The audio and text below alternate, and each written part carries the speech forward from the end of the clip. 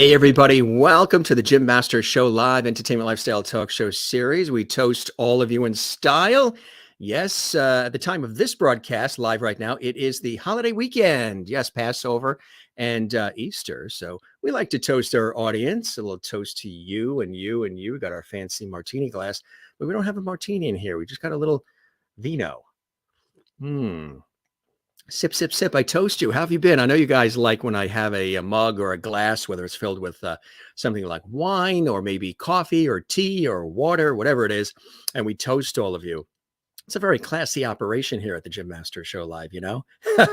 Hope everybody's doing well. Happy holidays, Passover and Easter. Again, that's at the time of this live show because we do all our shows live. But if somebody's watching this on the 4th of July or in the middle of August, that won't mean anything. Hope your holiday was nice. Welcome. We are live worldwide on the Jim Masters Show Live. Busy day today. Just literally got in from a full 2 days of shooting in Boston, Massachusetts. When I say shooting, I mean filming, hosting, producing for our lifestyle travel TV series we do on CBS stations. We're also launching it in the Boston market on Channel 7 in Boston. So we're really excited about that. That's one of the hats that I wear, and you guys know, in television and radio. But so great to have you here on the Jim Masters Show Live Entertainment Lifestyle Talk Show series, where we're bringing back the lost art of conversation with and for all of you, with all of our great guests that come in from around the world, from a myriad of disciplines and backgrounds and fields of endeavor. We really appreciate it. Hope you guys are doing well. We thank you very much for being with us. Mary is here. Nice to see you, Mary. Bishop, we love that. And thanks to everybody. We're going to take a look at more of the comments. Now, if you would like to comment while the show is on live, you can do that. Just subscribe to our YouTube channel, Jim Masters TV, right now. There's no cost. Click that notification bell and you're all set. The notification bell is a little bell icon that you see next to this, that red button. That lovity button. Yeah, you get lots of lovity when you subscribe to our YouTube channel. We would love that. That helps us continue to grow by leaps and bounds, which I know you guys love. So subscribe to the YouTube channel. Tell everybody about our show. Click the notification bell and you're all set. And now, if you'd like to comment, we have a special JMS live chat room that's open right now during the show. And it's open during all of our live shows or live episodes. And everybody's chatting amongst themselves, all of our lovely viewers. And we see your comments. Our guest sees your comments as well, which is kind of cool. So feel free to do that. But we would love it if you subscribe anyway. And also give the episode and all the episodes you enjoy a thumbs up like. There's a little thumbs up icon you see there. Looks like this. And give it a little thumbs up. Lovity there. And also leave a comment for us as well. How's your day going? Busy week, crazy week? Hey, if you're not in the best of moods, stick with us because we're here to put some smiles on your face. We always learn something. We always are entertained, and we celebrate life, and we celebrate living, and we celebrate inspiring and empowerment and entertainment, and a heck of a lot of laughs. We always have a lot of laughs on this series. Sometimes things happen. You never know what's going to happen, especially because we do the shows live, but really cool to have everybody here from all around the world. Hey, we've got a very special guest joining us. It's actually his return visit. Joe Finfera is joining us live and direct from Los Angeles, and he is here to tell us about some really cool and exciting new projects. Yes, new shows and specials and all kinds of things. A brilliant television and film actor, as well as model too. He's done a lot of modeling over the years. Talk about some of that. If you didn't see the first episode he was on, check that. It is still in the archives because we archive all of the episodes of the Jim Masters Show Live series. So you can see the original episode and 650 episodes now of our series, which is unbelievable, right? So many shows, so many conversations, so many great guests, so much levity. But Joe is here, and we're so excited because, again, we're going to talk about some really cool things that he's involved in. Look at that, huh? I wouldn't mess with him there. Some really cool stuff that he's involved in. He's very, very excited. And lots of stuff you'll see like on Netflix and elsewhere. These are just some of the things that we have in store for you guys. But we're really excited to have him here on the show. He's all excited to be back. And you know what's really cool? He's a fan of our show. He's been a guest once. This is his second time. We'll always have him, back. But he is such a fan of our show. He was just telling me he watches our show all the time. And our show, he said, makes him feel real good. In between his shoots and filming and everything else, he watches the Jim Masters show live, and he loves the conversations. He loves the levity. He loves the warmth, the style of it all, which we really, really appreciate. And how we're sort of bringing back that lost art of conversation, which a lot of people are craving. And we've been doing it now for 2 years solidly, which has been really amazing to me. When I look back, I cannot believe myself that it's been 2 years that we've been doing this. But let's welcome him live and direct from LA, as he just literally almost got off set. He's been so busy filming and creating, like we love to do in these crazy businesses. Let's welcome Joe. Joe, welcome to the Jim Masters Show live again, my friend. We said we'd keep that porch light on for you, and we did. And it's so good to see you again, my friend. How are you? Oh, I'm feeling the levity is what I'm feeling. So thank you. Yeah, I'm feeling great. I feel blessed and grateful to you, Jim, because I'm a fan of your show, and I watch it all the time. I like why. I mean, provides us a history, and you can see the history in certain things and in singers and actors of the past. What were they thinking? And these are the stories that we all want to hear. And then even as you're, I'm older, but in a way, I'm still young because I'm still have many things I want to do. So you can be inspired by what other people did, and your show does that. So, so I think a lot of people are grateful for that, and we all can use some inspiring, and that's what you do. In fact, I applied. You did a show with I think she was a painter. I think she was in Pasadena, and beautiful woman. And it's just, I wanted to just look up and try to find her artwork and buy it. But she talked about how she would listen to symphony music, and it elevated her brain waves. It elevated her intelligence. And I turn it on now because of that, because of your show. Wow. And when I need a little bit of lifting and I want to just get my brain power opened up, because we all need that. Thank you for the welcomes. I turn on I listen to symphony music. It's beautiful, and it does elevate our intelligence. There's something about it. It's like, I was just talking to somebody that I'm a believer in our Creator, and I'm not a and I was telling someone, I said, God, I hope people are, because there's so many gifts that we all get that if we're not, we're missing out. Because just look at animals. Look at animals. I was actually petting an animal, and that's what made me think about it. Just the pure love of which animals. Ones? The ones on four legs, or the ones driving their cars on the highway? The wonderful dogs. I adopted dogs. I adopted dogs. Yes. I'm so in love with him. Do you know who does that too? And he was a guest on our show.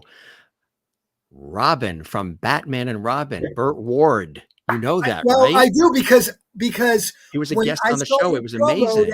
I saw your promo to have him on, and it may have been delayed by a day, because I went on there and I was like, what's going on? What's going on? I think it was delayed a day or something. He had such trouble trying to figure out, how to get on the technology and everything. Because some people think we use Zoom, but we use a whole other streaming service that's more dedicated and has better quality. So we had a little trouble in the beginning. So we had to push it to another day. Okay. So I was waiting. I was like, what's going on? I wonder, where is he? What happened to Robin from Batman? I mean, come on. I'm going to say I loved him because that I grew up. That's what there's something about seeing people that you grew up watching, and there they are right now. And then nice guy and his wife, nice people. Yeah. So he's big into animal rescue. Big. Oh, good. And then that giant, the pet foods company that they have too. And they have all these rescue dogs and everything else. I never knew that about Burt Ward, who played Robin on Batman and Robin, until he was a guest on our show and opened up and told us all about that. So, sometimes that's what happens on our show. You just have these conversations where people just open up and share their life. And you did that on the first episode, which was really great and very well received. How have you been since we chatted last? We've been through some crazy times, and some unbelievable things have gone on in the world. How have you and your family been through it all? Remarkably, I'm blessed. I really feel blessed. I'm not going to lie and say, and it's not a lie at all. I feel blessed. I'm grateful. I believe in energy. I believe we're all connected, so it's important to keep a positive energy. No Yes. one's perfect, but when you fall off or there's a bad day, I try to realign myself into this positive energy. And Yes. so since then, I was always kind of worried about how the entertainment industry kind of was shutting down. And so that really scared me a little bit because right Mm. beforehand, I was on this great trend up, and but they found a way to make it work, and it has, some good news is I was brought back onto General Hospital to do a role, Yes. and I Right. played this nice bad guy on General Hospital, which is nice, and That's it was cool. exciting. I mean, little different things like they didn't really have when you go on a set now, or they used to, they'd have like craft service stuff. They didn't have any of that out. All that delicious stuff. It was Yeah. all Had gone. nothing because of the situation. Right. Yeah, and, Mm. so I had You had to pack your own peanut butter and jelly sandwich like your mom did when you were 5 years old? yep. Yes, now I do, but because it was one of my first ones in the pandemic age, I Yes. didn't know that. So I went in there in the morning. I didn't go on to like maybe the afternoon, and my brain needs food to Yes, like me too. work. And Does you it have change your mood? I mean, it can change focus and clarity, but do you get a hell yeah. little Yes, it changed it more than changes. hangry, they call it? I, I absolutely get angry, but I for do too, and I me, never used to. I do too. I had to remember dialogue.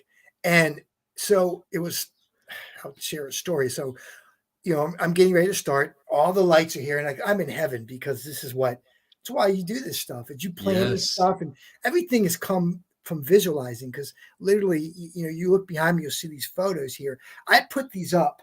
This is for my own visualization to realize that anything and everything is possible because 5 years ago I did this when I was younger. I did a couple things in between because I was raising my kids, but 4.5 years ago I decided I wanted to finish what I started because this young kid set sail out here to California, and I didn't finish what I came out here to do.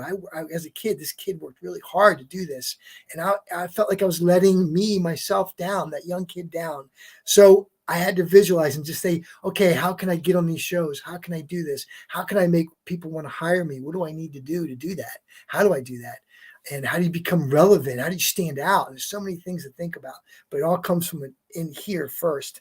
And then and it's believing it's possible, being in line, staying positive, figuring out what's the channel, being realistic, things like that. So, but anyway, I'm on set and I didn't eat. And then they're like, action.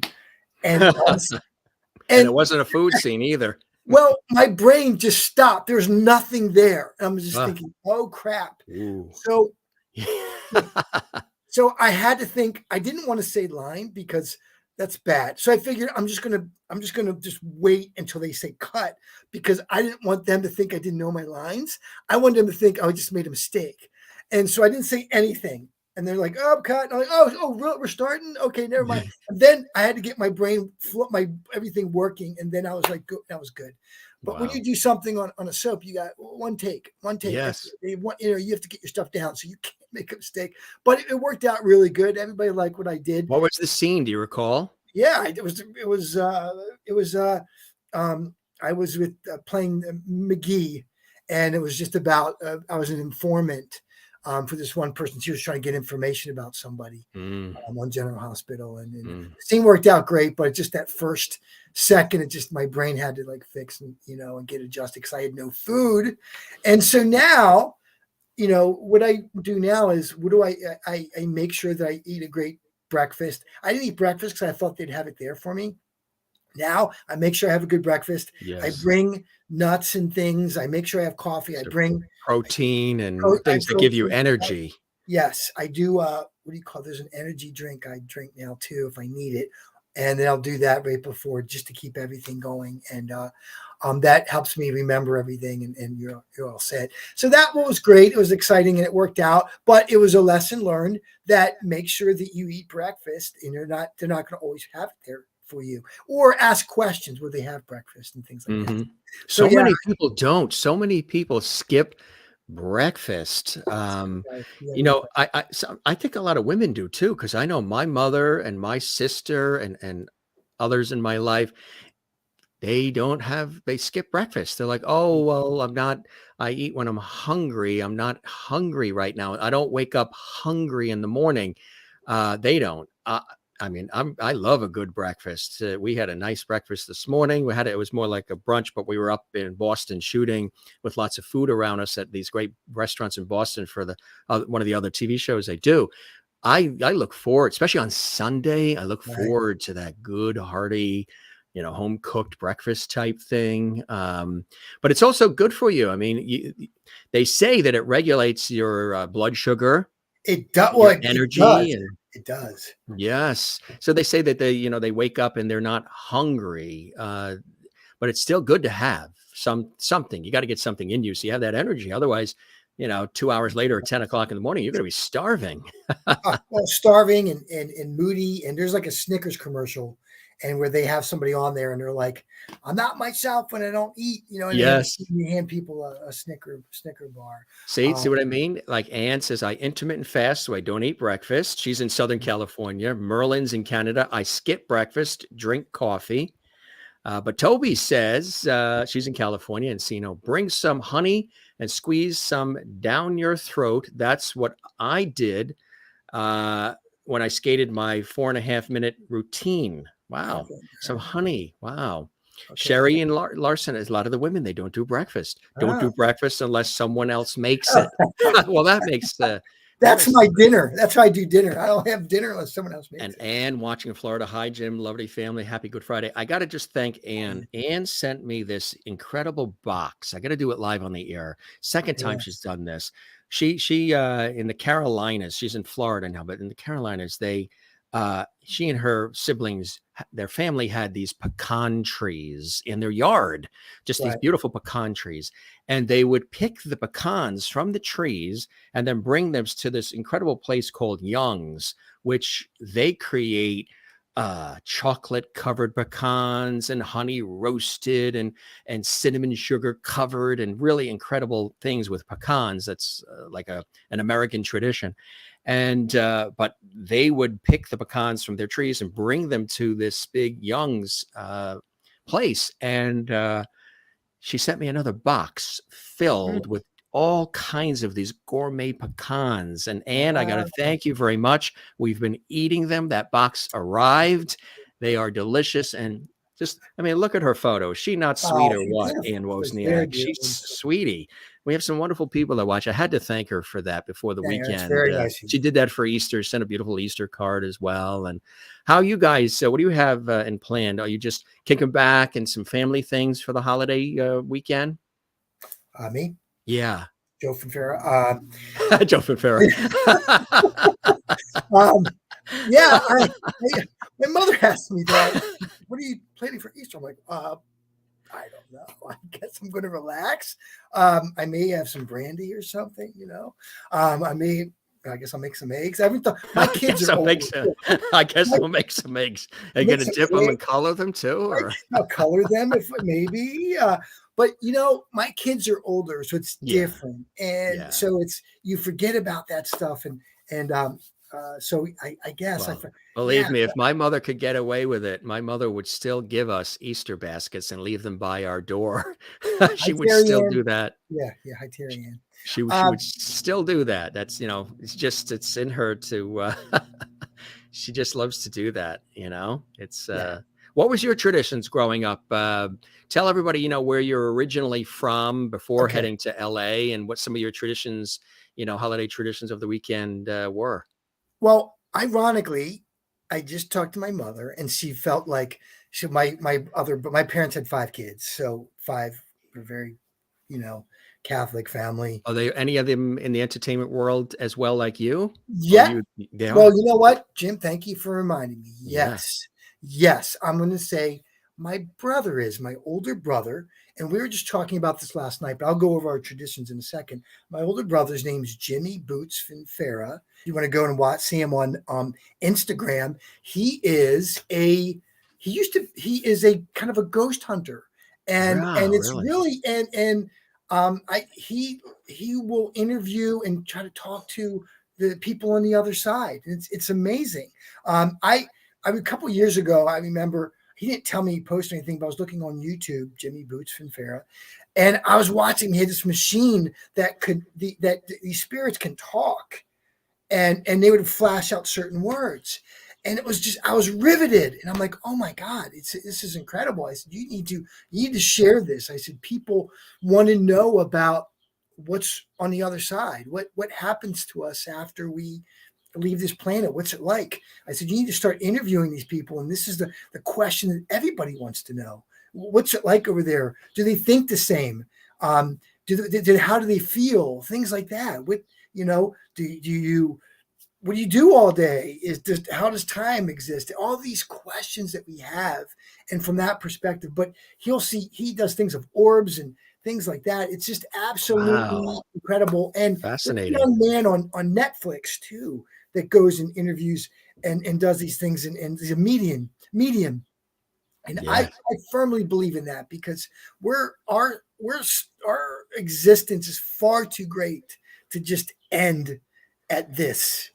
When we're, in our 90s, it's far too great. There's got to be more.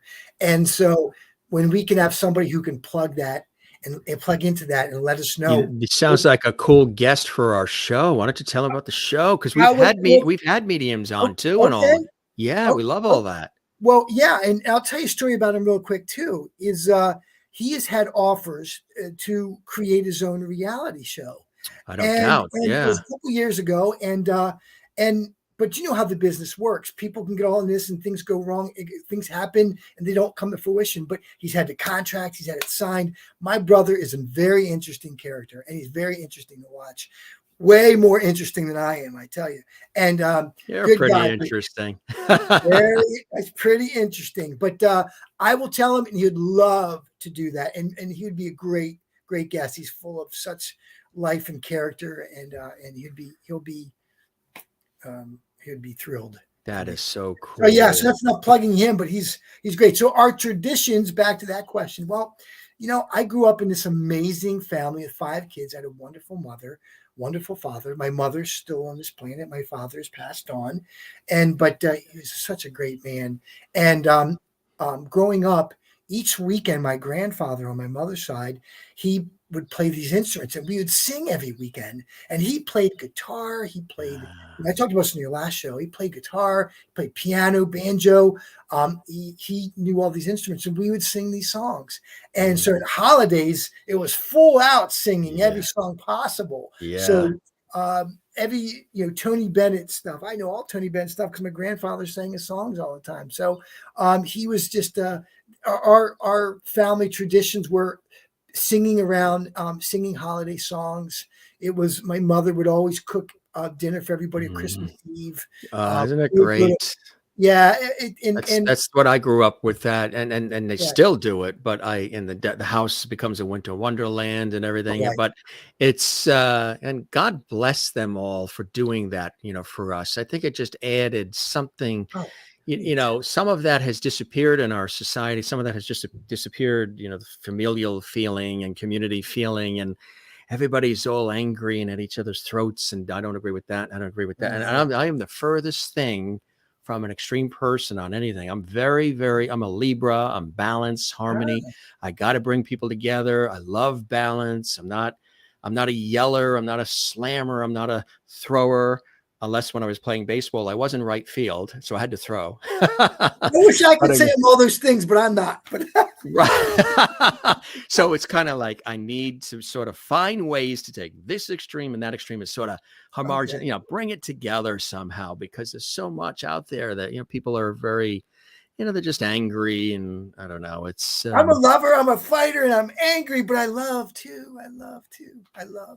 All at the same time? All at the same time. On set, too, if the role calls for it. They use it. Well, it's interesting. There's little quirks that we all have, and that it can come out and it can get you cast. So I'll go into that later. But yeah, we all have little things. But I try to keep myself balanced. I do know, I'm aware that, the balance is the key. And you're never too high, never too low. There's a Right. balance. And then when I'm off of that, I'm really cognizant about um, bringing myself to that nice balance and Hmm. working. And I think life's about a coming together between, between what the gifts that we have and us with our working together. And when we come in line, is when great things can happen. And That's so right. that's Absolutely. where Where do I'm. you think that understanding comes from, Joe? When was that initially first instilled in you, that understanding of the human condition? Growing up, I wasn't really much of a reading regular books. I've always read motivational books, and that was my high. And was reading every motivational book possible, and that is, I would say, it came from that, and just common sense, just thinking things through, things that worked and didn't work. Just I'm 53, so I think at some point things kind of come together, and you gain this emotional intelligence. I fail at that a lot, but I'm aware of bringing it back into reality. I'm cognizant, so I think that's important, just to be aware of things, aware of what your strengths and your weaknesses are, and try to bring your strengths out and Right. keep your weaknesses at bay. But you have to recognize them and don't be afraid to communicate them with others. Um, Exactly. Yeah. so, but I got You to tell you, amazing. Okay, you're going to tell me something. What were you I was going gonna to say you had this prolific modeling career that's happened over the years too, and Merlin in Canada, she already wants to know, Joe, what did you model? say? Oh, She's myself. watching in Ontario, Canada. Myself. Well, so I'm not too much now. I was kind of the B model guy. So if the A guy wasn't available, the B guy. You did a lot of fitness magazines, a lot of Yeah, health magazines I too, did. right? Right. So that's where then it was really more the A guy there. So I did my modeling, and I don't do too much of it now. I'm a little older. So but hey, if somebody wants to pay me to take my picture, I'm more than happy to take the check. But I did a lot of fitness I type thought modeling. you were gonna say pay you to take your shirt off, Well, but that too, that's part of it. it is. It absolutely is. So I got a story I'll tell you about that. But I did a lot of fitness modeling. It was in a book called The Complete Book of Abs. I had a calendar called Images back in '93. I did another, like a motorcycle calendar, in 2006. So our last calendar was 2006. So that wasn't terribly long ago.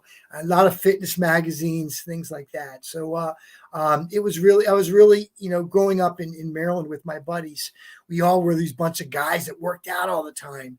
And we were all fans of Arnold Schwarzenegger. So, if you're a fan of Arnold Schwarzenegger and somebody gets you the complete book of bodybuilding by Arnold, you're going to read it, and then you're going to study it, and you're going to figure out, hey, how can I, I'm going to make myself look like that. And I was also grew up watching The Incredible Hulk. Oh, And so yeah. between Arnold, Incredible Hulk, Lou you know, Ferrigno. for, Well yeah, well, for started Rigno, with Bill Bixby, who turned into Lou Ferrigno, yeah, yeah. that's right. I And saw Lou Ferrigno recently. He was at an event, up in it's Providence, good. Rhode Island, yeah, which was cool. Nice guy, Yeah, nice he guy, looks good. I had a chance. I met him at one of the a bodybuilding competition when he wasn't in it, and I actually sat next to him. He was a really good guy. I had to nice guy. tap him on his shoulder just to get his attention, because Yeah. But great guy. And it was. I mean, He's so tall, we need ladders to reach his I shoulder. I did. Yes, that's correct. I wish I was tall. I am. I'm five. I, I'm 5'8", but I always say 5'9". And I Always put round up, I definitely, want to always round up. as much as possible. You have to. And then I'm drinking a lot more water so I don't shrink. Because as you get older, you're supposed to shrink. I'm like, no, I'm going to drink water so I don't shrink. But I was motivated by Arnold and by Lou, and our neighborhood was. And so you keep on doing it. Then you figure out, well, big, how do you shrink it down, and how do you get really cut? And then I Yes. started to get into competing, and that's kind of where things happen. I was propelled in my younger days by dreams and stuff, and so that's why I'm a big spiritual kind of guy. So I was always propelled by dreams. I had a dream that I was on set when I was a kid. I had this dream, and that dream has actually propelled me, a real physical dream. So you had a dream that you were actually on set working when Yes, we were a yes, kid? yes, Wow. yes. and it was crazy. And I'm going to share a dream I had. Well, there's a thing to that, and we had a guest on, and she's out in California. She's on twice, and she's amazing. Mhm. And because we get into a lot of deep conversations too, and her whole thing is manifesting your dreams, and Right. you can really do that. I have a great story to tell It you. seems like This you've been needs doing it. I have. I'll tell you a story right now. Just right because I'm getting ready to tell it. It gives me a chill just thinking about it. So I have a great story to tell you about a dream and how it played a part in my entertainment career. I have a good friend, and I'm not much to really mention people. I don't like to do that, but this is such a compelling story that to understand our existence, that there's more to our existence than just our physical selves here. I really believe that. So I feel compelled to tell this story. So this was about, I guess, 9, 10 months ago. I had this.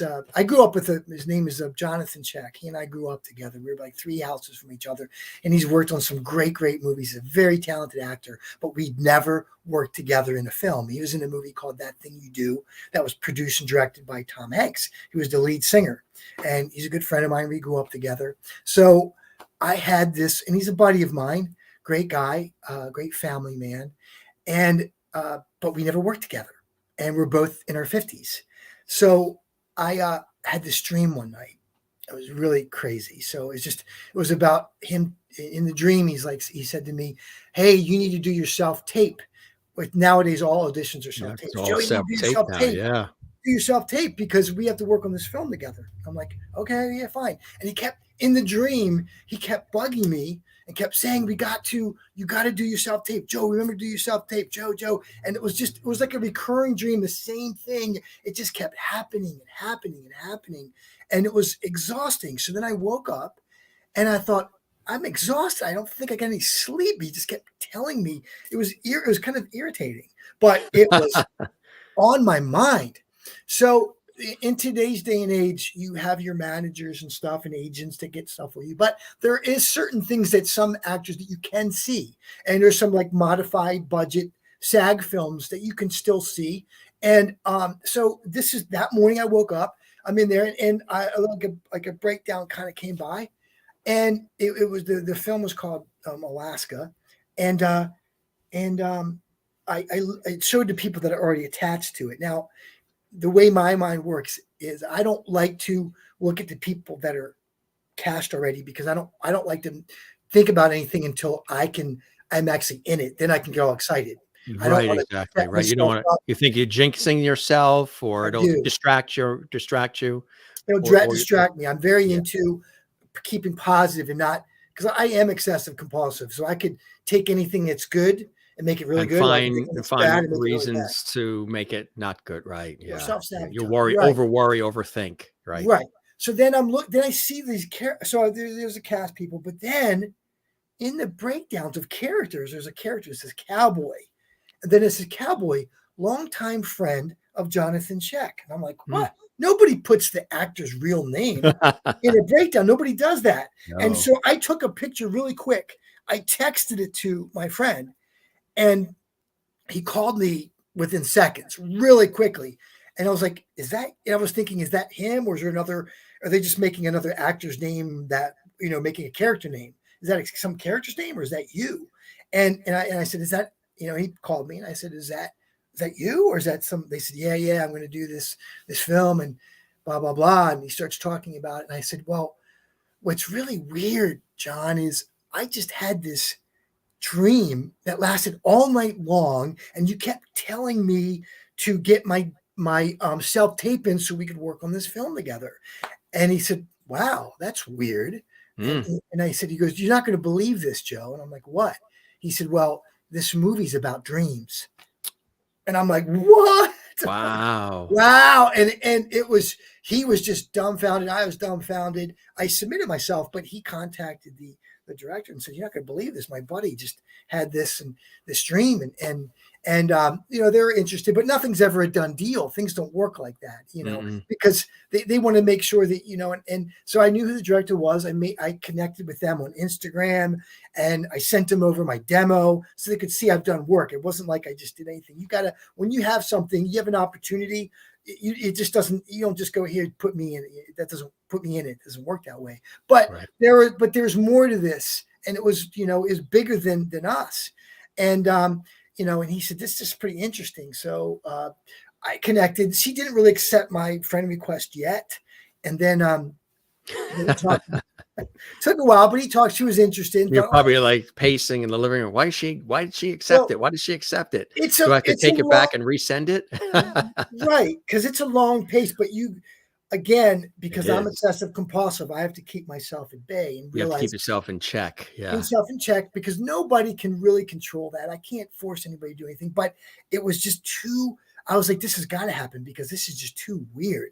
That I have a dream about it. There it is that morning. The movie's about dreams, and this is just absolutely incredible. And so the director reached out to me and said, we'll meet with you. And I went in, I met with them, I read for them. They liked everything, and ironically, they said, we looked at your stuff, we looked at your demo, and they had me read for them. But they said, we looked at some of your pictures and we saw this picture of you with this cowboy hat and this dog. And we just knew that you were the character right away. And we watched your demo and I thought, oh, that's great. And, I explained my relationship with my friend, and then lo and behold, from a dream, I had, and the meeting just didn't happen right away. It was probably 3 or 4 months before I ended up having the meeting. It takes that long to make things happen, because films don't just happen like that. There's a lot of things that have to go on Oh, behind yes. the building of it all, They and have to find the funding. That alone takes forever. Yeah. all that stuff. And it was kind of weird, because it was real. It was like, I'm working on this thing and I'm going to meet people all because of a dream. And wow, it's kind of freaky, but it was real.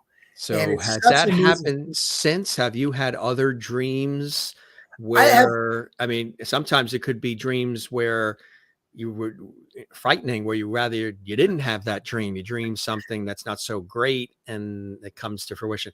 I Have you had other things happen as a result of dreams that you sort of link together? I have, and ironically, I'll share. I did have a dream. Actually, before this dream, I've had three. I've had 3 dreams. I Like, know one of them is you were dreaming that you were coming back on the Jim Masters show. That was one of them, right? And here it is. You manifested it and uh, you're back. well, absolutely, because I do follow you, and it is that an energy that I put out there? Yes. So the answer is yes, because honestly, I do. I mean, I follow you, and hopefully you see that I follow you, and you see the Yes. people that follow you, and just know that, hey, I'm a fan. I know you work hard. You believe in what you do. I believe in you, and so yeah.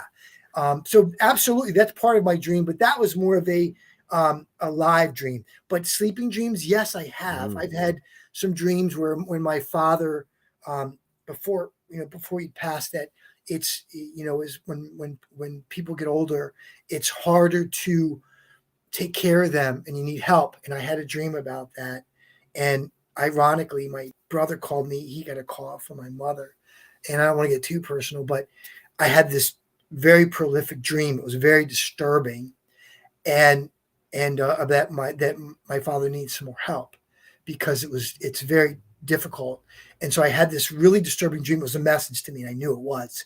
And so that morning, I got a call, and my brother, before he said anything, he never calls me that early. And I said to him, his name's Rick, my other brother, not the one that's the medium, but the other brother, called me, and I said, before you say anything, I want you, I think you're calling me about something. And before you say anything, I want you to know that there's more to our existence. I want to prove to you there's more to our existence than what we know. If you're about to tell me what I think you're going to tell me, I want you to know I had a dream about what I think you're going to tell me. And I've never talked to anybody yet. No one's called me yet except you. But I think you're going to talk to me about our father. And I want you to know, if that's it, that there is more to our existence, that dreams are more powerful than we know. And it was true. He goes, yeah, it is. That's why. And he told me the story, and it was what was going on.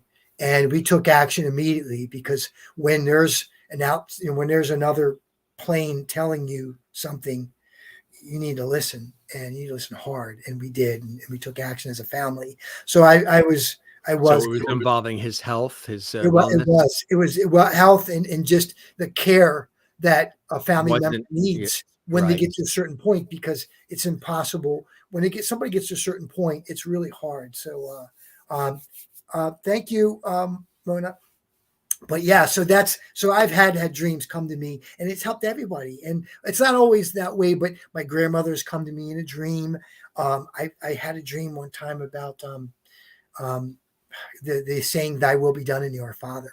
I had a "Thy will be done" dream. That was just that was pretty prolific too. I've had a lot of dreams, and that really stuck with me. That I remember for years. Um, Maybe do you want to hear that, Jim? Absolutely, yeah. Remember, Okay, this is I not mean, an interview, this is conversation. this Put is a on a pot deep of coffee. this is a deep, deep dream, and this happened when I first I relatively first. appreciate and thank you for being so authentic and open, just like you were last time. You're a straight shooter, and I love that because so many people these days are not. Okay, so I guess it came to my mind. I guess I should tell the dream. So I first moved to LA. This is well over 19 years ago, and so I had this dream, and the dream was with my grandmother, and who had passed. And my grandmother used to drive this Ford Fairmont, a white Ford Fairmont four door. And ironically, I'm in LA, but she's driving this car, and she's in the front seat. And I'm in the back. As a kid, I used to always, I think, sat in the back all the time. And ironically, she was driving me, but we were in New York City, and she was driving up onto the Brooklyn Bridge, and my grandmother wasn't necessarily the best driver. So when I was younger, it was a little bit scary driving with my grandmother. I can remember certain times where, she almost got to a couple accidents, and Yeah. it took my breath away, and I couldn't even Yeah. scream. I was like, oh, I know what it's like that's my grandmother would scare me. And my Love your grandmother was, grandma, but, pull over, please. that's right. She was a great grandmother, but wasn't the best driver in the world. But anyway, so we're driving up the Brooklyn Bridge, right? And bear in mind, she wasn't the best driver, and it started to rain. I thought, oh no, this is really scary. Her driving's not the best. We're driving up the Brooklyn Bridge. I'm in the back seat, and as we get close to the top, and it's raining, she loses. And this is a dream. She loses control of the car, and then all of a sudden we start to skid, and we're in the top and like the center part. She skids. We start skidding off, and we go off the medium and start dropping towards the water. And the car is like going this way, and I'm looking down, and I thought, oh my gosh, and I'm thinking, I'm not gonna die. I am going to survive this fall. That was my thinking. And I'm thinking, I'm not gonna die. I'm gonna survive this fall. And all of a sudden, this word just came out and said, "Thy will be done." And I literally took a breath and woke up. It was the weirdest dream, true story. This happened well over 19 years Wow. ago. It was very Wow. prolific. And then Yes. I was plagued by "Thy will be done." Where's that come from? And that's in the Our Father, because I had to research what was that message, and so I was plagued by the Our Father. Needless to say, I try to say the Our Father every day, and the importance Yes. of the Our Father, and Thy will be done, and um, that how that could come to you in a dream from your grandmother, and the importance of that, and a lot of it is it's you know, and this is my take on it, because I think the evolve, like, I had to figure, what is this message? What did it mean? Is it just God's will? Is it my will? Because Thy will. And then, my ultimate take on everything now is, I think it's a combination of both, a collision of my will and God's will when they meet. Yes. Yeah, I think we have to meet, because there's gifts that we're given, there's opportunities that we have, but we have to be ready to seize them at the same time. And so I think it's Thy will be done. It's a meeting of all of our wills combined together. Is grabbing the opportunity when you see it, and grabbing it together, and making sure that your wills collide. So that's a big dream I've had. So some pretty major dreams that have had big impacts How on. has that had it incredible impacts on your living and your life and your perspective? And how has it bled into your work and your craft? Have the dreams and any of this is powerful testaments impacted you as an actor, as a performer? Well, I think it's a combination of dreams and just my own common sense of knowing what works and how to do things. So, and I did the entertainment industry. I did the entertainment work. I did acting when I was younger, and I did okay, but not. But in the past 5 years, when you do something, it's like going back to school. When you have an adult that goes back to college, they typically get straight A's because you kind of have an idea of what it takes to make things work. And there's an ingredient in there, and that's just hard work. It's working hard. You can't get rid of the idea of working hard. And I work really hard now. And it's like, when you do something, you just can't do it partially. When you have lines, you have to make sure that they're down so you can do something great. So I think opportunities are going to come. And when they come, I need to make sure that my preparedness for them is on that same level as that opportunity. And so I bring it that way, and I try not to over obsess, and then I try to keep positive. And sometimes life can make you mad, people can make you mad, but you have to find a way to find love for people and forgive and things like that, Yes. and get yourself back into that plane. So as I've gotten older, I have found that the manifestations are way faster Yes. now than they were before, but it's partly me realizing of understanding our lives. I think there's fundamental laws that that God has put into place, and the Yes. fundamental laws are giving, giving of, it could be financial giving, it could be giving to others, where others could be younger and say, "Hey, wow, you're doing this great stuff. What's going on?" Yeah, like a And I can go mentor. and share to them about not how well about how to fish. Don't Right. You can't hand you can't no one can hand you anything. But No. if you can teach somebody how to fish, then they can stay fed forever. And so it's that idea. Oh, And so the what I've learned now, it's just about taking these opportunities. And you're tired sometimes. We all have to do things to make a living and survive. But then we have these other things you want to do too, that are part of your true other part of your happiness. I have a lot of things I do. I work in marketing because I love marketing, but I love entertainment too. And I'm doing the best of both worlds, but I have to work really, really hard at both. And there's times where I am really tired, but the gift and the other side of doing that and is tenfold. It's tenfold. The gift of taking that time, even though you had a rough day, to answer someone's question, to help yes. them out, it's tenfold. Donating to a charity, it's tenfold. It really is. But It you really can't is. do it with an expectation. Just believe that it's going to that it's great, and do it for the right reasons.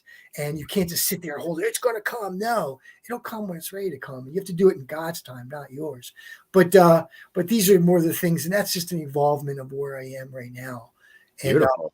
Well, but you've really been exploring yourself, exploring who Joe is, and you've been oh going yeah, digging deep, and you've had like these transformative moments in your life that have enriched who Joe is, which I think adds to your ability to be a great performer and actor as well, because you have this richness in you that rises to the surface that then can be added to the characters you're playing, because there's elements of the real yeah. Joe Finfera in the character. So I think you've gone through, and the last 2 years, everything we've experienced with this downtime and reflection and the pause, the great pause, a lot of us have been looking inward to see what we want to do next and how we want to take what we've already built and created and who we are and sort of, branch out or sort of tweak or redesign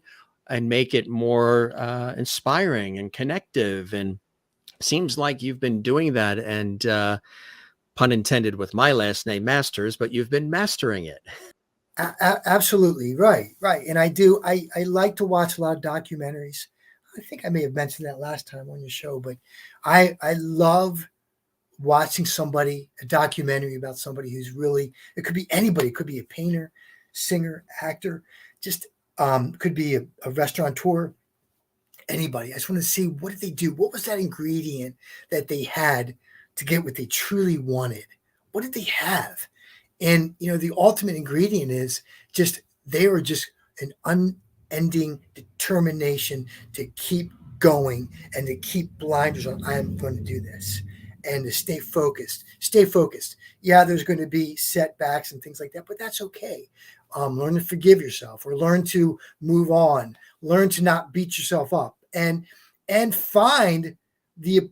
Well, this is my mastery. This, I didn't see anything, but I have a lot to be thankful for. I'm very, very thankful for so many things. And so sometimes, I see life as a game, and sometimes I get, oh my gosh, I got to do all this, but it's not mad. It's a game I'm playing. And it's like when you play basketball and you miss a shot, you want to get yourself collectively and get in that zone. You're not angry. Maybe you're a little irritated you missed that shot, but Right. it's just about, how do I get in that zone to keep making that shot? Yes. And that zone. And I definitely feel I'm in that zone. I tell you, some of the stuff that's happened in the past year, for me, it's mind boggling. I wake up and I feel like, oh crap, did this really happen? And it's that incredible, Jim. It's that incredible. It's unreal. And when I tell you some of this, I haven't told you there's some of this stuff, it's incredible, but literally having a dream and working with your buddy who you've admired for all these years, and you're working next to each other, and your scene is actually with him. Oh man, come on. That's just such an amazing, what a great gift. And knowing that, I gotta tell you, so my father passed. He passed about like 5 or 6 years ago. And my father's a very spiritual man. That's where our whole family Where it comes from. Yeah. Where it comes from. And he said to me before he passed, he goes, when I'm there, I'm going to be helping you out. Man, he sure as hell has. I tell you that for sure. He sure as hell has helped me out a lot. It's amazing. But I can't just say that, but I have a very supportive family. I got to tell you, my sister, you said I can show pictures. My sister gave me this card. See if you can see it. Let me do that. There you go. My sister gave me this card. And let me see. Hang on. It said, believe in yourself. Keep believing in yourself. It's called Keep Believing in Yourself and it was dated 2008. So, I have 2 children, and, in the raising of my children and going through a non-nuclear family situation, it's very difficult. But being a father was just as important of a goal to me as the entertainment industry. So everything happens the way it's supposed to happen. But my sister wanted to remind me back in 2008 that, keep believing in yourself. I know why you went to California when you were 20 something. Continue what you're doing. And so I've had encouragement from family members. 2008, she sent me this Christmas card, and I keep this on my desk, and it's 2022 and it's still on my desk. And it keeps me remembering to keep believing in myself. And there's messages that family members can give, and how important of a gift family is, friends, things like that, to make you realize something and how important they are. And she wrote this beautiful card to me, and it just says, I thought you should know that I believe in you, and I still believe in you. Keep pushing your dreams. And how wonderful is that to have a family member that does that, and having beautiful. That kind of encouragement. Everybody needs that. You need that support system. You need, to know through the craziness of it all that there are people who care and people who are rooting for you as you root for people as well. And that's the way actually everything is supposed to really work. And let me just shout out my sister, because she just turned 50 and she just finished her degree and has a bachelor's degree. So terrific. Shout out to my sister, Mary. My sister Mary, she worked really hard and went back to school and got her bachelor's degree, which is a lot of things. The thing I'm really an advocate on is when we're younger, we have these things, and sometimes life takes over, and you have things you have to do, like raising children and things like that. And then when they get older, don't forget, you can go back and finish what you started. And so my sister did that and finished college and has her bachelor's degree. I did that almost 4.5, 5 years ago. And I still work in marketing, but I figured out, how do you fill in the gap? Because you still have to work hard, but can you realistically still do something and do all those? The answer is yes, you can. You can do both. Yes, You can right. do both, and you can do it all. You just have to work a little bit harder. Just to work a little bit And harder, right? a little bit Exactly. harder, and you're gonna be a little tireder. But What the about reward is great. when you get rejection, or sometimes you get people that say things that you don't really like or you don't appreciate? How do you handle that sometimes as well? Just got to Well, let it roll off, right? Because and keep uh, forging on with what you believe in and what you do. that's when I act a little different than you do, Jim. Because Oh, no. then I get a ticket and someone writes something bad. I find out where they live and I get on the plane, knock on the door, say, "Hey, you just wrote something bad about this film I was in." No, I'm just kidding. Yeah. You're going all Baltimore on us, right? So, That's so that's on the New York. Baltimore kid That's coming back. right. That's right. So no, yeah. Well, it's it's hard, but again, I think in life you're given these gems from people. I think there's messages that Yes. in our brain that we have to remember. So I'll share something with you. So I met the director of Gettysburg years ago. I think it was like 25, 30 years ago. And he said to me, he said, I was asking for information, just like, how do what, any advice you can give me? And I remember the advice. He said, "Joe, the biggest things I can give you is don't read what critics write.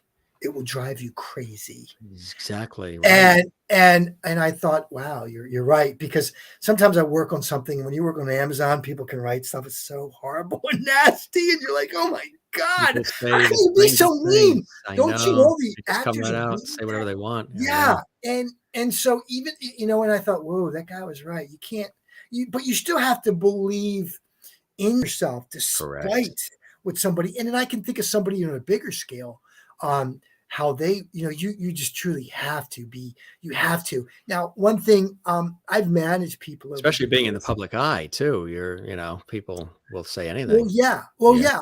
and I learned something. And this just came to me, that you to be in management or to be in the public eye, you have to realize that not everybody's going to think you're so great.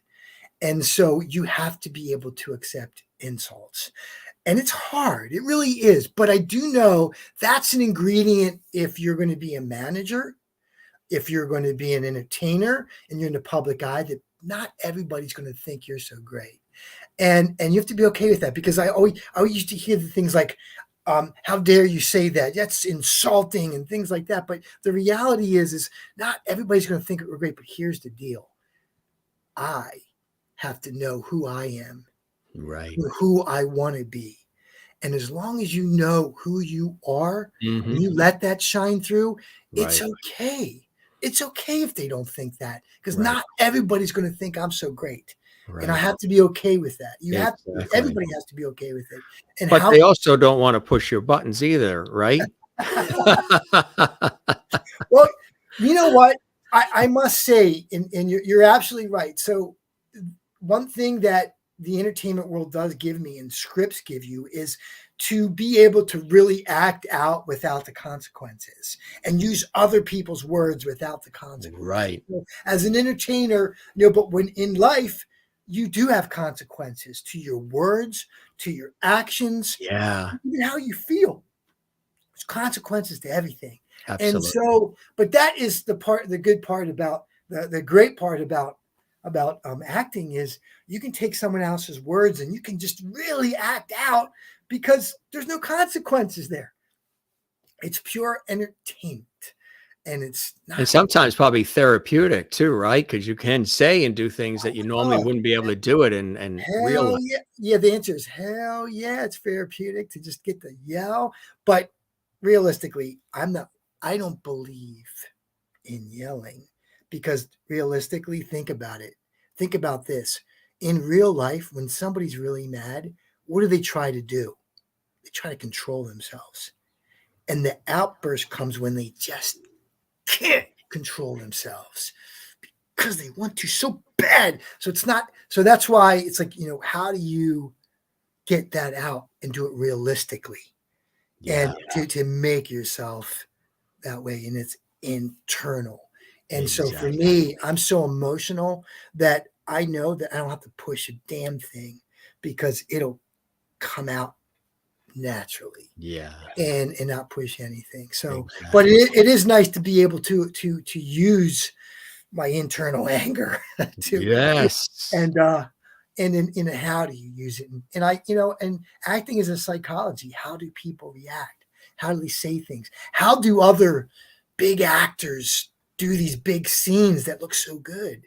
And working with directors that trust you and Hmm. allow you to do this and not try to push that stuff onto you. So, sometimes you're blessed with directors that are just it's a hard, and directing is hard, but Yeah, they trust you and they hired you because they know what you can do. And then yeah, other ones may want to try to push you too much, or they just give you an idea. So exactly. it's all great stuff. And It's all part of the learning process, part of the human condition. Exactly right. And we've got some cool things that you've been working on, some really fantastic projects and projects of yesterday, projects of today.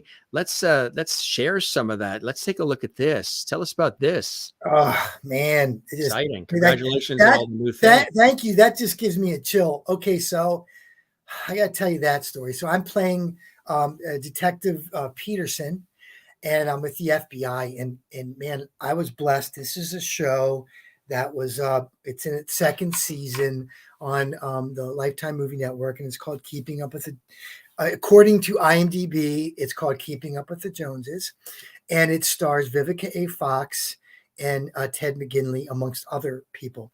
So I went in and I just got cast in this relatively recently, and they called me. I got it. I did the audition, and they said I play a pretty good detective, and they wanted a detective with a New York kind of flair to him, and they like what I did, and they called me up, and I got a call from casting, and they said, are you in LA and blah blah blah, and are you available on this day to work on this? And they said yeah, and they sent me over, my lines or the script, and I asked the question, who am I going to be in the scene with? Who am I acting with? Because I had probably 15, it was like 3 scenes and 15, 16 pages of dialogue, just myself and the other actor. And it was with the great, respected Ted McGinley, the actor from Married with Children. It played, yeah, there he is right there. There's Ted McGinley, the Marcy's husband on Married with Children. Man, I grew up watching Ted He McGinley. was on was he on I'm gonna give you his Happy resume. Days too? He Or was on Happy Days, the original Happy Days. yes. He was on Love Boat. He was Love on Boat. Dynasty. He did, I think, an episode of Fantasy Island, and he was on Married with Children. And so here I am. It's one thing having to learn and act with like 15 pages of dialogue, but another thing to do it with somebody you grew up watching. Yeah. And it was so I And he what I was had to probably do. nice as anything, right? Oh, what a great man, great guy. And you know what I did? I every TV show. So as you start doing things, you realize you got to start really doing your homework. So I watched every episode of the first season on Lifetime. I watched every episode just to see the flow of the show. What's the flow like? How do they act? How Yeah. does he act? And I wanted to be, and so that way I watched it so much, I felt like I knew everybody watching all the episodes. And I watched all the episodes, and I started like watching interviews so I could see what his personality was like, because I just wanted to really get a chance, because this is a big scene for me. Oh, sure. And so how grateful could I be that that I'm working with this guy that I grew up watching, admired as a child, and here I am doing this, and it all came from my mind sitting there and realizing I can do this. How do I do this? How do you figure it out? And how do you do this? How do you get cast? How do you stand out amongst all these other people? And it's a big deal. And Incredible. so I worked. So anyway, I did all this stuff. He was. I met him. we have some connections because I did work on a show called Jesse with Christina Applegate years ago. Jesse, So yes. we had some connections, but I didn't want to kind of get into that until we kind of started working because I didn't want to like, I just want to just be on my focus of the character. And so, of course, when I'm working on my stuff, and this is all according to IMDb, this is all on there because I don't want to get myself in trouble. But he, when I'm working on everything, I visualized him. So I did it so many times. It's all him. I just saw him because all my stuff was just with him. And it worked out really good. And we connected, we talked, and we had great conversation. And I'm not one to say, hey, can I take my picture with you? But I was like, hey, do you mind if I take my picture with you? So I was just so happy to meet him and work with him. Sometimes that happens, right? Yeah, and we had great chemistry together, and he was great to work with, great actor, and so here's what happened. So I only went in for one episode, and so I get a call like a week and a half ago. The director called me and said, Joe, we've decided to expand your character. And I'm like, oh, what? I'm like, what? That's always something everybody wants to hear, the word expand. Yes. We've decided to expand and extend. We've decided to expand your character, and we're going to put you basically in every episode. And we've written you in. And well, he said expand, and then I thought, oh, I figured a couple more, whatever. Well, it wasn't that. It was like I had literally over 21 pages of dialogue, and I did all the things and put me into every episode of this. It put me into every episode of this second season for the show. And wow. And I thought, wow, so I did my homework. I studied the show. I knew the flow of the show. There's a show called Marvelous Mrs. Maisel, and sure. It has this huge pace. And so the given that everybody know that every show has a pace, and because the show was already on, I was able to learn the pace of the show and to learn who the characters were. So when I said them, I knew, I saw them. It's like I already had this feeling about who they were, and it translated to it paid off because I get this wonderful call. We're expanding your character. And then it puts me in every episode on this Lifetime show. And it's produced by Vivica A. Fox, and which is according to IMDb. And she's starring in it with Ted McGinley, and which is great, and which is all according to IMDb, because that's where it is, not from me. Anyway, but it's great. And then they're gonna love the plugs. Sponsored by I gotta get them to be a sponsor. Sponsored by IMDb. Well, I just don't want to get myself into trouble. But I know. I'm on there too. Yeah. I'm so grateful for them. And the director was just amazing. Yes. Their whole cast was amazing. Opportunity, huh? And the opportunity and such talented things. But man, what a blessing. I feel so blessed. I feel so blessed. And this just happened. Oh, that's from my movie Mooncraft, which is on Amazon right now, starring Jeremy London from Party of Five and Seventh Heaven. Oh yeah, Jeremy. Yes, that's right. Thanks for taking me off of that, because I kind of need to go off of that. But so this is a movie I did just recently. I think back just a little bit before the end of last year, and it released 2022. It's by the producers that produced Sharknado. It's called Asylum Films, and they cast me to be this. I'm a moon worker, and I'm this kind of gruff moon worker that works on the moon. So Jeremy London, and I work on the moon. They wanted somebody with a little bit of, grit and a little bit of anger, and he works on the moon, and sort of like an East Coast edge, and an East Coast edge, and basically he saves. You have to watch the movie, but they wanted to, anyway. So. I know it's hard to tell the story without giving it all away, without showing it all.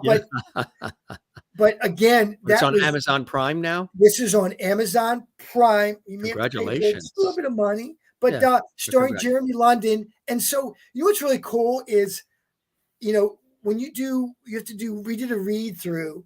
And so all the actors come on in, and there's Jeremy London. Of course, I watched as a kid, Party of Five, Seventh Heaven. And then, you're working on there with him. And I have a pretty good role in the film. Growing Pains. We have to look on Yeah, IMDb, yeah. but he may have done an episode or two, but he's in the movie, and so what a thrill, and I think there was three of us that had all been on General Hospital. So you have like a lot of like people who work. There's me on the moon in my mask. It's a full-fledged mask on the moon, and you know what's really cool. So I still, again, I work in marketing, and I'm doing everything. And one of my, I guess, employees that I'm off. I take off, when I'm working on set. But he called me to ask a question about the marketing stuff I do, and I'm in my spacesuit and I have my cell phone. I'm like, he asked me a question. I'm like, hey, listen, I'm on the moon right now, but what's going on? And he's like, what? What are you doing? And it's I mean, I'm living the best life I possibly can, Mm. through hard work. When But you got that call, you were probably over the moon. I was over the moon. It's like, how great is it? I'm doing my marketing stuff, and then there's me trying to save things. But it's a great movie, and if you go on IMDb, you can see clips from it. On IMDb, it has my clip from the movie Moon Crash, and Very cool. that kind of, Congratulations. again, so grateful that I'm starting to get, I've been getting cast in these bigger projects and working with these bigger people, and in working with people that I've watched before and respect.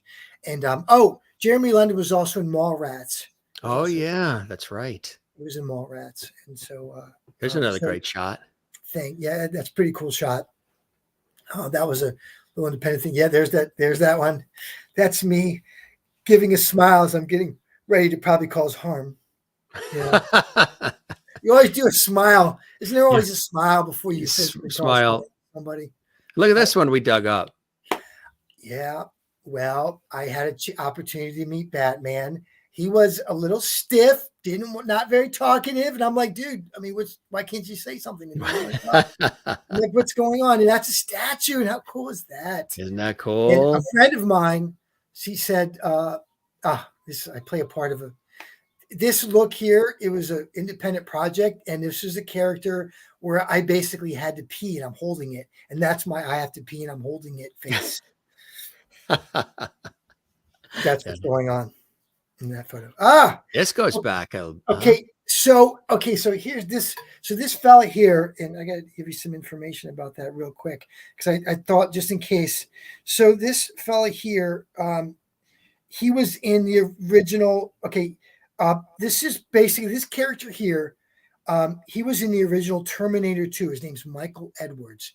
The original actor is from Terminator 2, and he played John Connor. For any Terminator 2 fans with Arnold Schwarzenegger, Oh, yeah. he played the in Terminator 2 Judgment Day. He was John Connor. So a buddy of mine from Blinky Films decided to get him to do like the next thing that happens next, and I was honored to be in this episode with Wow. the great Michael Edwards. Cool And is that, huh? oh, it's so cool. And I had a chance to meet him, and we became friends. And what's cool is, like, I'm friends with you. Like, I like his posts and he likes mine. And like, he'll send messages like, thank you. And he's like supportive. And so when you watch these people that you've seen when you were a kid and now you become friends, oh man, come on. I'm to the moon. I'm on the moon, man. And Exactly you can't right. do it. It's okay. So I like that. Okay, next up. I knew you were going to ask me about this too. And, rough day at the office. yeah, this is a rough day at the office. So ironically, part of my memory when I see something is, where was I when I got the call that I'm working on this certain project? And so New Year's Eve, this 2021, just a couple months ago, Yeah.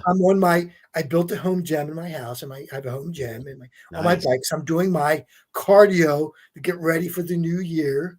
And I get a call from this producer, and he says,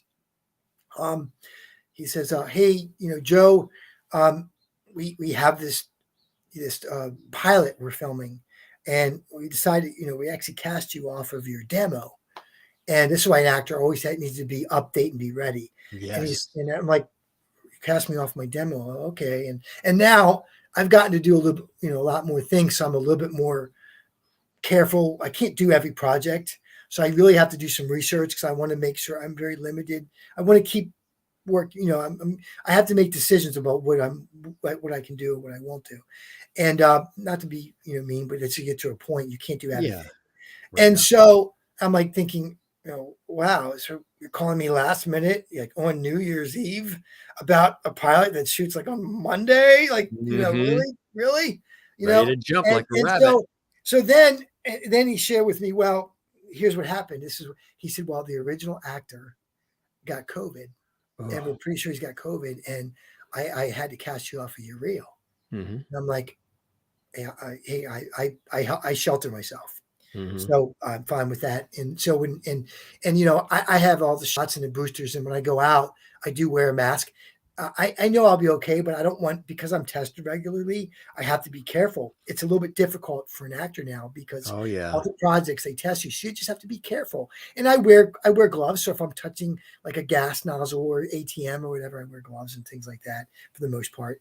And you become really strict, like maybe 2 weeks out. But I was cast in this pilot, and I'm working with, and again, it's like lately it's been working with people that I grew up watching. I'm working with the great Stephen Williams, the captain from 21 Jump Street, for the original TV show 21 Jump Street. I'm in a pilot with the great Stephen Williams. And if there's another picture, I don't know if I sent it over to you, but 21 Jump Street was with Johnny Depp. With Johnny Depp and and Dom DeLuise's son. Yeah, right. And Johnny Depp and then Richard Grieco. And Richard so I'm Grieco. hearing all these. It's just great to hear what it was like, and what a great man Stephen Williams is, and what it was like, and what he had to do, and and what a great light he is. This fellow Stephen Williams is a great light on the film industry, and he talked about how he was in the original Blues Brothers, and when he worked on the movie, and to hear these stories with some of these guys, it's just history. I'm an amateur archaeologist. I love history. I love collecting things, but think about the movie history. History that we grew up with, like Batman and Robin, like 21 Jump Street, like all these things. But anyway, I ended up getting a role from COVID, and what COVID has done, it's changed the way movies are cast. Almost everything is by self tapes. So what does that mean? An You actor like has it? to. Yes, it's changed my life because I have to learn. You have to. I used to go in and I'd book a large percentage of the stuff I went in for, but nowadays I can do way more auditions. Yeah. Now because I can do many takes, pick the takes I think are the best, and maybe send them in 2 takes, sometimes 3 takes, and then you figure out, you dress like the character. If you don't, and perfection is the key. If you think something is just not right, the word is distracting. If Are you a something perfectionist? you have to be. You have to be. So am I? Just in everyday life, would you say you are? I have to be. Yeah. I have to be. You have to be. Yeah. And what is that? Perfection is sometimes not being perfect, is accepting not being perfect. Striving for excellence. Striving to do the best that you can. Right. And accepting that that's the best that you can. And That's is right. it the best that you can? And sometimes I'll do something and I'll spend hours doing it, and I'm like, no. Is it tough to please Joe? Is it tough for Joe to please Joe? No, I watch other. Is it tough to me to please? No, I just want to do my best, and I have to let go of that. And my best is what I ask everybody, people that work for me, people I manage. It's of my children. I think it's important that we all do our best, and that's all you can do. And then you have to let go. So do your best and let go. So, but is it your How best? did you learn to do the letting go part? That's always really tough. Because it will drive you mad. if you don't, because I've been driven mad. You do an audition that you want really bad and you think you're right for, and you obsess over it. Yeah. And so when I was a kid, actually, I learned it when I was a kid. I remember I wanted to be on the soccer team so bad. And when I was growing up, I went to Edgewood High School and I played on the soccer team. And I wasn't the best athlete, but I sure as hell wanted to make the team. And I wanted to be there. I wanted to play on the soccer team. How do you do it? And so I would obsess over it. And I would run every night. I'd play with the ball. And again, I'm not the best player, but damn it, I worked my butt off to just try to do the best I could. And I remember, and this is where I gained some insight. I remember looking at the coach, and we'd do something called wind sprints. And I remember looking over at him and like, are you going to make us run again for another wind sprint? I'm exhausted. I'm thirsty and all this other stuff. And I remember he'd look at me, services. but he would blow, if he'd look at me, just blow the whistle. We go back and run, and then you had to get ready because it's called wind sprints, which means you don't stop until the coach says stop. So you It's can like take a a boot break. camp. Yeah. And it's like boot camp. And it's hard, man. It's hard as hell. And so I remember I'd look at him, are you going to make us go again? And he'd blow the whistle. I'd go to line, look at him, just like thinking if I can will him to stop, please look at my eyes, stop blowing the whistle. I'm tired. And then I realized, screw you. Not me, but screw you. You can blow that damn whistle as much as you want. I'm just going to put my head down and I'm going to run 1,000,000 times if that's what you want to do. If you want to blow that whistle 1,000,000 times, then blow it, because I am going to run and run and run and run and run and run, and I don't care. And I put my head down and I just went, and lo and behold, somebody stopped and give us a break. So the reality is, when there's a finish line, you can't say, when I get this, it'll drive you mad. Put your head down, do the work, and be ready to go as long as it takes, because that's the answer. Just be ready to go. And I learned that in high school from playing sports. So let your kids know that was a life lesson there. That was a life lesson. How important sports are to your life. And so it's easy for me, when I was younger, I'd try to get these things. And I've had these really big auditions when it really mattered. I drove myself mad. I probably drove everybody else mad. And I think I came close. I think I was the kind of guy that came close, because you're up against a lot of people, but I don't know, now I think when I go in, I want to make it where it's a shadow of a doubt. That's the guy. Yes. That's the damn guy I want. That's our guy. That's our guy. So that's what I shoot for is and how do you do that? And it's just about doing the best you can, becoming. And I've watched, like, Leonardo DiCaprio said, when he was younger, when he was about trying to book jobs, we all go through all these auditions. How do you book things? And he said, when I start working on being the character, not getting the job, but being the character, and not getting this job being my identity. And so that's pretty powerful stuff. That's really important. An amazing actor who's done amazing things. And he said, I'm not going to make getting this job being my identity. And I'm just going to work on being the character and doing the best I can to be that authentic character. And so, I guess being the character is going to get you the job. So I guess they're aligned, but it is about being the character and from within. And when there's a moment, I think if you're doing a self-tape that it's off, fix it. Fix it, right.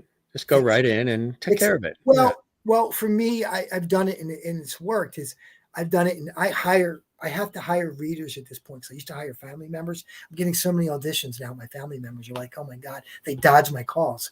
Like, we love you, Joe, but we have to go to the supermarket. We need food. You we want have to laundry do 30, to do. Right. You want to do 30 takes of this scene. They don't get it. They don't get, family members don't get that we have to do a scene 30 times. And what's happening is, as we're doing it, like, the light bulb comes off about, you can do your homework, but sometimes when you interact with another actor, a good actor, that cares, you realize, oh, that was the intention of the writer. It's an incredible moment happens. Figure out, it's sometimes you can evolve it bigger than what the writer did, but really, you really should be, what's the intention of this writer? What was the intention of this character? Where is it supposed to go? And so you can gain that from working with somebody else who knows what you're doing. And Yeah. they give you this thing to fit it off of. So I hire people on the side. It's like a Zoom type of thing. It's called re-audition. I hire actors, and they read the other lines for me, and they're basically, I'm paying them per audition. It can be costly, but you can deduct it, and so it's been a necessary expense. And it's like, that's where the perfection comes in. Because family members, by the time you get to 30 times, they're like, really? You got to do it one more time? I think you got it, dude. No, I think that was good, man. Or they get so bored, they start drinking a little bit. By that time, they had 5, margaritas. Causing the family to drink. Oh, Driving them to drink. Yeah. And so family members love you, but they're just like, Joe, so when I called, they thought I wanted something. So they would, how would you want my call? It just would irritate them. And I can understand that. So I had to search for the solution to be able to audition and get people to help me. And there are actors out there that do that for a living. And that is they read with you, and it's night and day, because they'll give you something. And acting isn't always about the lines. It's about your reaction to the other actor. So if you get a good other reader that gives you that interaction, so you can show how you're feeling inside, it can help you get the job. You become that character. So it's so important. So it's so important to know that. And so that's key. So that's been the transformation of me. Is these are the ingredients of doing things right. So it's investing. I've had to invest in a brand new iPhone, because I had to make sure that it's capturing me. Am I being captured correctly? Is the sound right? Is the lighting? I was doing some auditions for a while. My son went off to college, so I turned his bedroom into my studio. But for some reason, the way I was angling everything and the way everything was situated, it wasn't booking things. And he came back to visit me, so I didn't want him to feel unwelcome. So I took all my recording equipment, because you have to have lighting, backdrops, the whole works to do this. It's like creating your own mini studio. You Yeah. create your own mini all studio. you So doing. I put it all in my office where I'm in now. And so because I wanted him to feel welcome, he stayed with me for a couple of weeks. So all my auditions I had to do back in here. So then I was like, the lighting was a little bit better. It's just the way everything was set up. It reflected the better part of me. And I just started booking these things. And at that point I was like, wow, this is where I need to do these auditions, because sometimes it's just, you discover these things, if it's not working, don't keep doing the wrong thing. Fix it so it can work. How can I make this work? How can I get cast now? And Jim, man, it's a dream, honestly. I can tell you that I'm relaxed, and I'm a person who's not relaxed. I'm relaxed with the wonderful jobs I've been getting. I feel fulfilled. I'm not done by any means, but I feel a sense of contentment to one, continue to go. But when you feel contentment, and I'm in that zone, it's an amazing feeling. It's pretty cool, isn't it? It is, because the reason I didn't really have it is because, I, as a father, I just didn't have the time. And being a parent is way more important than anything in the world. But you have other goals too. But being a parent, so to this industry takes a lot of work, a lot of commitment. And can take a lot out of you. Yeah, it takes a lot out of you. And frankly, I couldn't have done it when my kids were younger, because my kids needed me and I needed them. I needed that time. And I don't want to, you never want to live with regret, that time that you can never give back.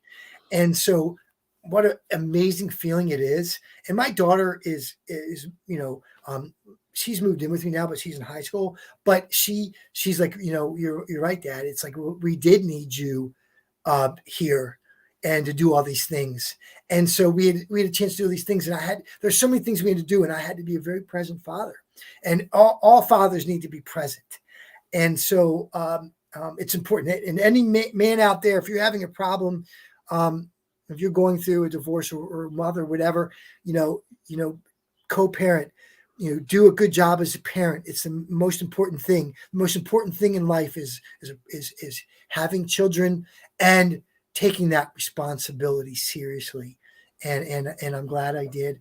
And I don't regret anything. And it's given me, such a wonderful thing now, because I can look back and feel a sense of contentment that I was there for my kids, and I'm still there for them. But as your kids get older, they don't want to hang out with me.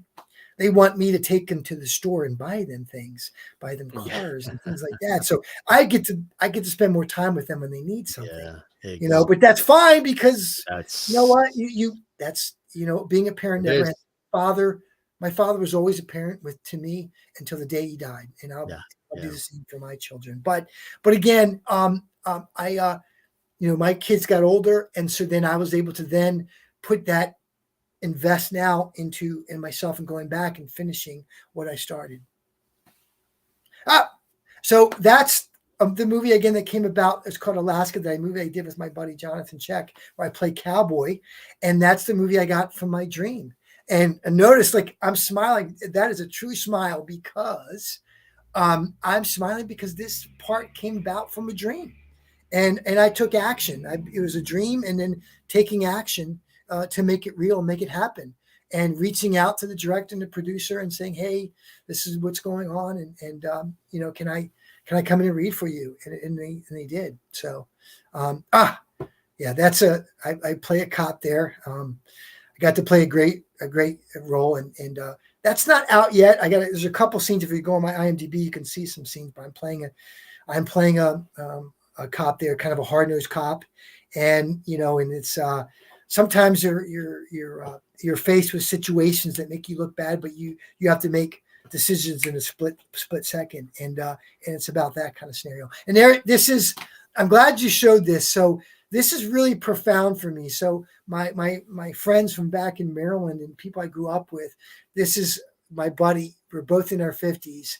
We grew up together, and we're doing this because of a dream. And there's our acting chairs, and we saw them. I was like, we got to put these together. This is so profound. And so two Maryland guys that grew up together work on a film for the first time together called Alaska. And he's such a great actor, and I'm honored to have been able to do a scene with him in a movie that's not out yet, but I'll share it with everybody when it comes out. This is a movie called Hoodman that I did.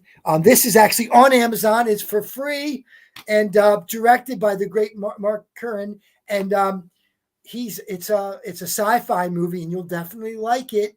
And it's for free, and you can watch it now. And watch on Amazon right now. And I'm glad you brought this up. Thank you. So this is another thing. I did this just before I did the movie Alaska. Now, I don't know if there's any fans out there, but there's a fellow. He's a content creator, and he does these stories, these motivational stories. So I'm going to do a shout out to Darman. So I auditioned for an episode of Darman to play a homeless father. And this has transformed my career, I would say. And so I got an audition. I saw it, and I've always wanted to do something where I think things can happen to anybody, where you can go homeless, and we could all have our jobs, but then things just go wrong, and things went wrong for this individual. And all of a sudden things went wrong, and he ended up going homeless, where he had to live out of his car with his son. And it's real. And people, you see it and you think that could happen to anybody, because sometimes people don't see. Yes. You live, but and homeless problem is huge right now, more than ever. Right. And so basically you're left with, you could have nice clothes, but you're wearing them every day because that's all you have, because you're living out of a car right now because you can't afford anything. And this is a character who had his son living with him because his wife passed away. And so I can't go into it too much, but it's called Darman, and I play this homeless father. And here's Jim, wait till you hear this. This is incredible. It's up to 16 million views on YouTube. So go look at it. So you can just do Darman Joe Finfera, and I play as my character's name. Do me a favor, when this show wraps up, send some emails to those 16 million and tell them to check out the Jim Master Show live. I will, but 16 million, fantastic, 16 million views, and so awesome. One of the things, congratulations, everybody involved. Yeah, it's spectacular. I work with great actors. Their platform, I think they have over 1 billion subscribers, And most of the stuff when it hits, I think within the first day or two, it was up to 2 million views. But now I'm up to 16. It hasn't been a year yet. So think about how many stadiums could be filled with 16 million people watched me perform this character called Harold on Darman. And what a treat. And what a great thing. And I took the role very, very seriously. And I worked with a great director. I worked with great actors. And the actors I worked with were so good that they gave me great things to feed off of, to help me be my character and to bring the true authentic individual to life. And so this movie is about, or this show is about, I think it's like a 15 16 minute long show. And but it's on YouTube now. You can watch it. And then let's get up to 17 million if we can. Incredible. But you know what's anyway, but back to that real quick. I've gone to places and they're like, people that know me, and they like it came on their feed and they heard my voice, and because my voice is a little bit different than most people, and they're like, I heard your voice, and I looked over and I was like, I had no idea you did this. And so I had a lot of people reach out to me that saw it, I never told, because they recognized my voice. And so what an honor that was. So anyway, you can go back to that next thing, Believers. So there's a show I have so many things out, and again, I'm so grateful. And it's about working it hard. So on the Travel Channel, there's a TV show called Believers, and I'm in an episode called Nervous Wreck, and I play a guy that owns a wrecking yard, and it's about encounters that he had, and it's on Travel Channel called Believers. And so again, I couldn't be happier to be able to be booking on many different networks. And again, this is to Travel Channel, and it's called Believers. Episode's called Nervous Wreck. And this is ironically, I have 2 films coming out. This one already came out, but I have 2 more films coming out, and this is with Paul Rodriguez, and it's a movie called Cholo Zombies, and it was released, but it's going to be re-released. And I'm in a film where I play a reporter. My name's Wolf Cooper, and it's a combination between Wolf Blitzer and Anderson Cooper, and I bring news where you just go, what the, so, but it was an honor to be working with and to be in a film with Paul Rodriguez, the great Paul Rodriguez. This is a short I did called Night Shifters. I don't know if it's available yet, but it's a little independent thing that hit it won, I think 6 or 7 different best film awards, and it was just get nominated, and it's award-winning short film, and it's a horror film, and I play this kind of a small town cop, and my buddy's dad actually was a cop, was a cop. He's retired now, and I kind of channel my friend's dad, who was a cop, and when I play certain cop roles, I kind of like, you kind of channel, people that you knew that did that, and you exactly, and you can use that into certain roles. So, and then this is kind of the promo to the Travel Channel for the show Believers. And this is me filming it, and there's the other show I did where I was a cop, and I really channeled my buddy's dad there.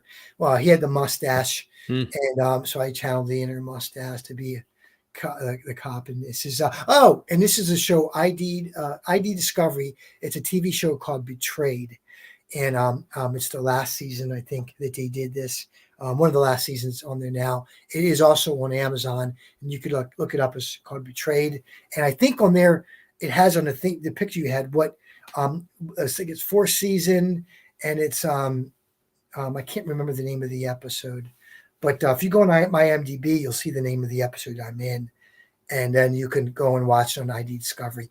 I think it's the other one with the cop with the bad stuff. Oh, there's my trailer.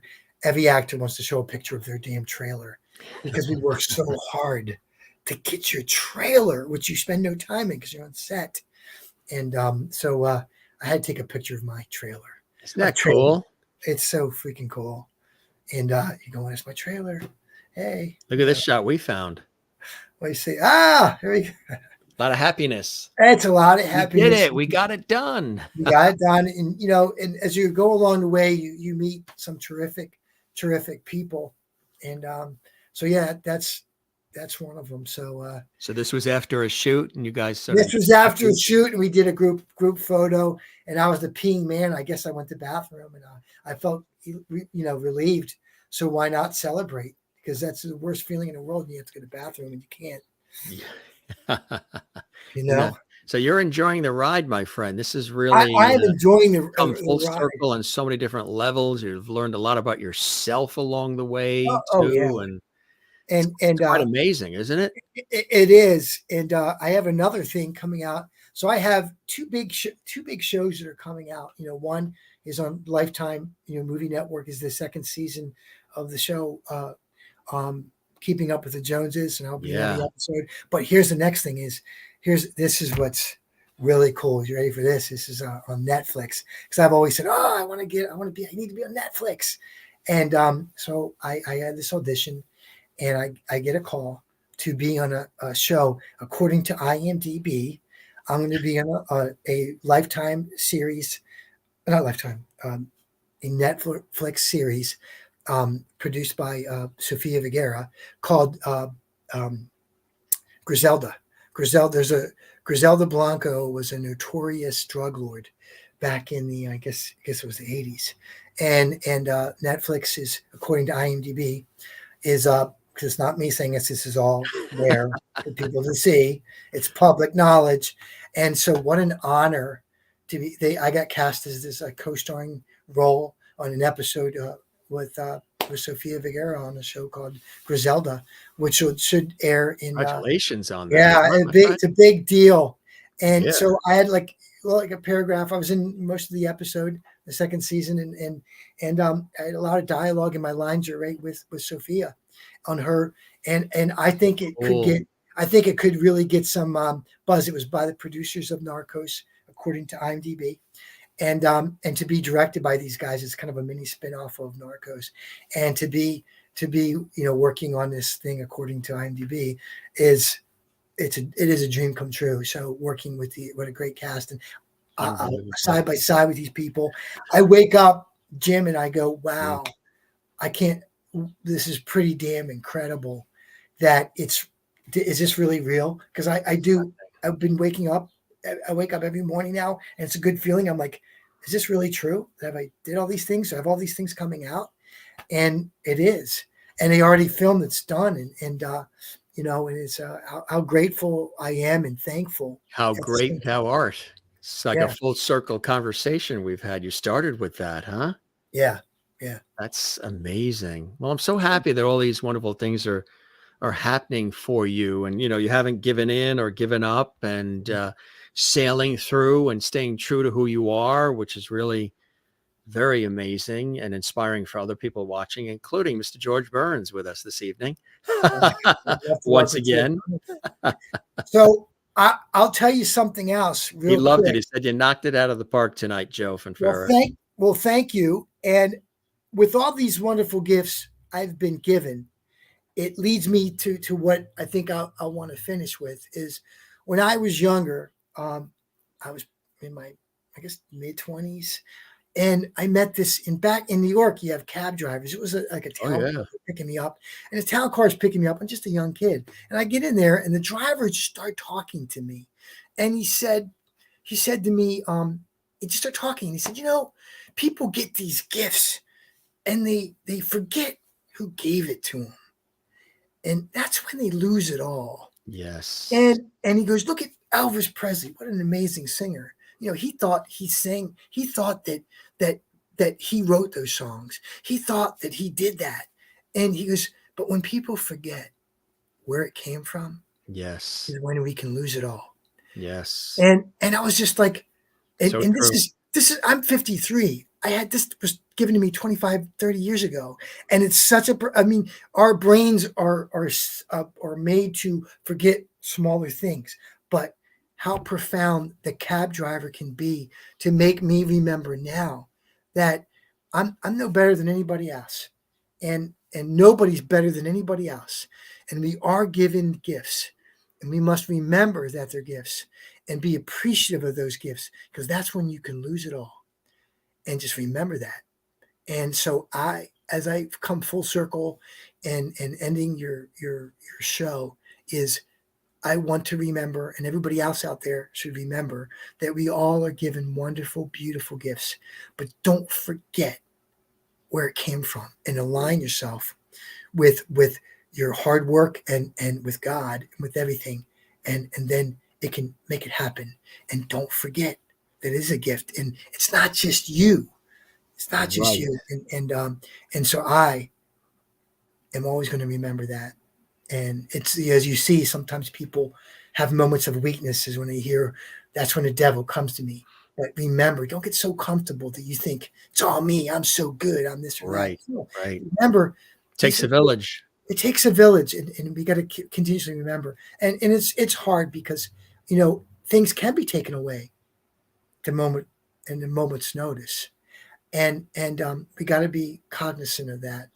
But my heart's out to everybody that we all remember that, because you don't want anything, whether it's a situation or a moment, to lose it all because of a moment, because of a weak moment that you forgot that it was a gift. So that's Exactly. A lot of people doing a lot of different things and then having to retract, or, have a sorry, or, yeah. and I'm like, isn't anybody, whatever happened to think before doing, think before talking, pause a little bit, Well, think about it before. I tend to, that's what I do. I think, we all think a lot of different things, and well, gee, I wish I could do that. And you want to really do that, but the logic and reason comes in, and you just do what's right. And we're living in this time of, well, even like on Twitter, people just and then the next day they have to retract and apologize, and I didn't mean that way, or that's not what I thought, and maybe I shouldn't have done it or said it. Whatever happened to people just like think before you talk, think before you do? Where did that go? We used to be, I we were think taught like we were taught that as kids. unfortunately, what happens is sometimes people don't learn that lesson yet, and so Even and in adult years, even they even still an, even haven't an they haven't adult. learned it yet. Absolutely, you do learn things. So some people don't learn things right away. But here's the thing, though, Jim. We I think empathy is really important. Key. We have to is key. We have to understand and not be, what made him do that. And I look, hey, I'm not perfect. I've been through things where I there's things that you can do in your life where you like you just could, like, remember I was telling you about anger as an actor. Really, remember I said no one just blurts out, I'm angry, scream. No, because they want to hold it in, and then they can't. And so maybe they haven't had a traumatic thing happen to them yet. So then they know, now they have a catalyst that's going to stop them from acting out. We all need those lessons sometimes early in Yes. life. And Yes. I was given a gift of learning some really profound lessons early when I was younger that have translated into my life now. And so some people didn't learn them yet. So but as a society, empathy and forgiveness, I think, are key. And just understanding that, I can understand people can be in bad places, and what happens is they're on the edge. And when people are on edge, you don't know that they're on edge, but they're going to these places, living their life on edge. I'm not on edge right now. When I was knee deep in it, and I'm going through, having the logistics of dealing with an ex or right in the middle of something, it's you're on edge. There's points of time people can be on edge in their life, and it's there's fragile moments. But when you're in the public eye, it's scary. I feel so bad because, as a person in public eye, you are in moments where you are fragile, and you get so comfortable that you forget. And we just have to be empathetic and forgive. And hopefully whatever it wasn't so bad that we can't forgive. And let's just hope. Let's just hope that but we have to have empathy for people and understanding. And the more empathy you have for others, the more they'll have for you. But always seek first to figure out, why did they do that? What was going on? And when you try to There's understand, always a story. there's Yeah, always a story. Wonder why. exactly. That's it. Exactly. Yeah. This was an amazing conversation, as always, Joe Finfera. This is the second time you've been on our show. Really, really love it when you're on. And I hope the show met whatever expectations you had and you enjoyed the time with me as much as I absolutely have with you, my friend. I adore you, and I appreciate you. I follow you, and I love your stories, and you bring history. You bring history to all of us, and I'm a fan of yours, and I truly am. And I love your stories. I love what you share with other people, and they affect all of us. So if I can be a catalyst to affect others, I think that is our goal and your goal, and you're doing that. So thank you for doing it, and I'm honored that you contacted me. I really am. And I'm very grateful that you reached out to me. It makes me feel really good. I appreciate that. And right back at you, my friend. I wish you a wonderful holiday weekend, and we will definitely keep the porch light on for you. You're welcome back anytime, my friend. Thank you. And want to just show you a couple of comments that are coming in here. Kathleen Walker in New York City, one of our regular lovelies, says, Joe, thank you for being here and sharing your life with us, enjoying the conversation. Thank you, Kathleen. We really appreciate that as well.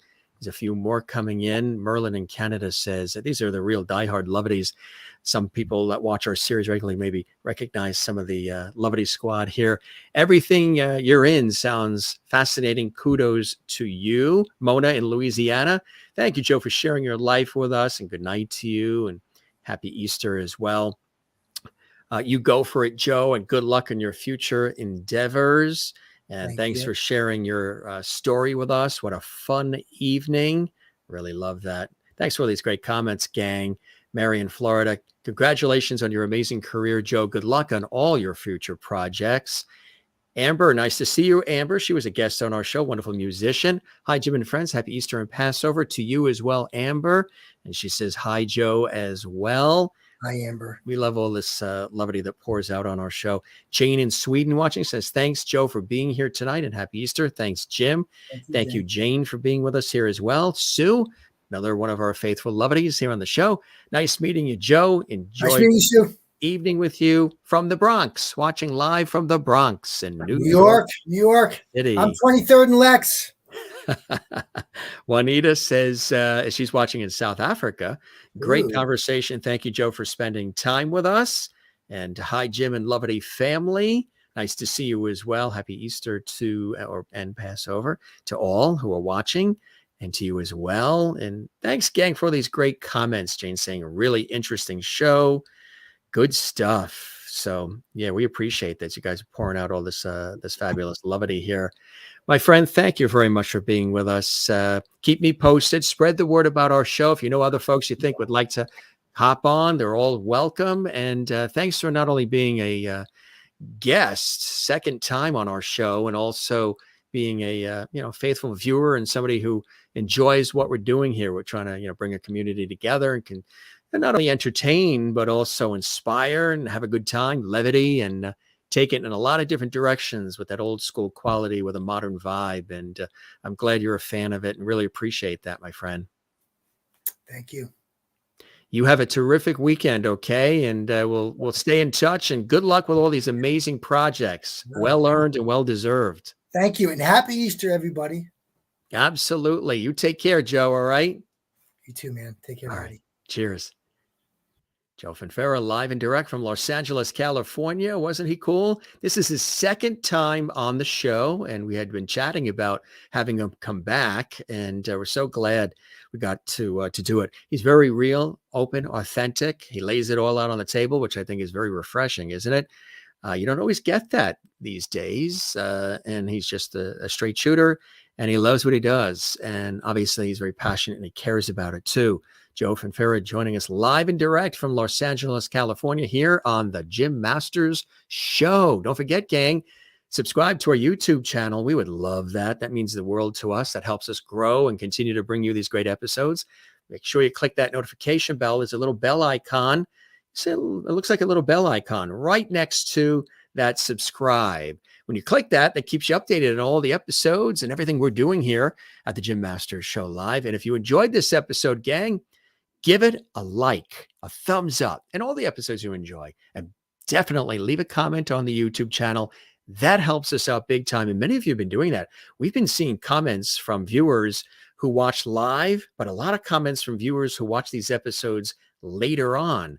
See, if you're not here live, you never miss anything because we archive all of the episodes, like 650 of our episodes, 650 we've done live for all of you. And I'm getting a kick out of doing them. And I just think it's really fantastic. We have such a good time together. And it's really, really cool stuff. I look forward to it as well. So he's a real good speaker. Absolutely, Merlin. You got it. Great guest, Jim. Thank you, Jane, of course. And again, you can see the first episode he was on with us. And that's archived on our YouTube channel as well. Thank you, Kathleen and Jane. Thank you. Happy Easter and Passover for everybody. We wish you a blessed Passover and Easter weekend. At the time of this show, it is the Easter and Passover weekend. But if you're watching this 6 months from now, then we hope you had a good Passover and Easter weekend. Just want to let you know that we've got an amazing guest coming up on Monday. We're going to be spending our holiday weekend with our family and our loved ones and friends. So we wish you a beautiful weekend.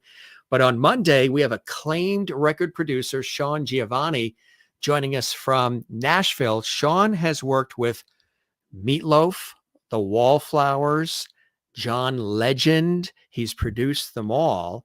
He's incredible. And he's got this phenomenal studio called The Record Shop in Nashville. He's going to be with us live on Monday. Yes, it's going to be incredible. He's worked with them all, and he's quite renowned in the music industry, acclaimed record producer, and so much more. He's going to be joining us. Hey, did you see the episode when Justin Torkeldsen was on? Of course, you know him from The Bold and the Beautiful, Rick Forrester on The Bold and the Beautiful, and also starring in Studio City with our buddy Sean Kanan. Sean Kanan has been with us twice on the show. Actually, I think Sean Kanan has been with us 3 times on the show.